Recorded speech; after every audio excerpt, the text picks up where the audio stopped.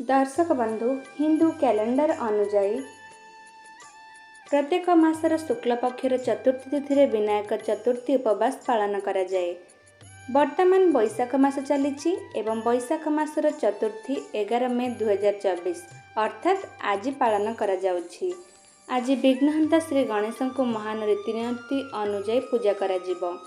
एठारे कही रखिबे जे जेउ माने विनायक चतुर्थी दिन उपवास करती सेमानंकर समस्त समस्या दूर होइथाए। एहा सहित समस्त पापरु मध्य मुक्ति मिलिथाए। तेबे आज एही विषय रे आपण मानकु कहिबी जे विनायक चतुर्थी रा शुभ तारीख कौन, पूजा समय कौन एवं यार महत्व कौन। दर्शक बंधु हिंदू पंचांग अनुसार बैशाख शुक्ल पक्ष चतुर्थी तिथि रे आरंभ होई 11 मे शनिवार अर्थात आज 2:50 आरंभ हेबो। एहा पर दिन 12 मे रविवार दिन 2टा पर्यंत शेष हेबो। उदय तिथि अनुसार विनायक चतुर्थी 11 मे 2024 शनिवार दिन पालन करा जिवो।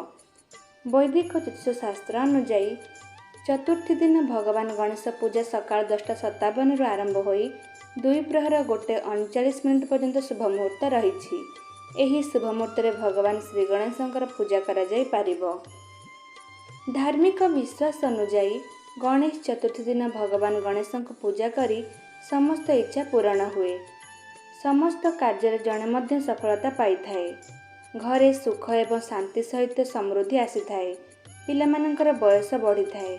विश्वास करा जाए जे विनायक चतुर्थी दिन उपवास भगवान गणेशंकर आशीर्वाद आनी थाए। तेबे दर्शक बंधु आशा करुछि आपण मानक मोर एही भिडियोटी निश्चय पसंद आसीथिबो। पसंद आसीथिले आम चैनल को लाइक शेयर और सब्सक्राइब निश्चय करंतु। धन्यवाद।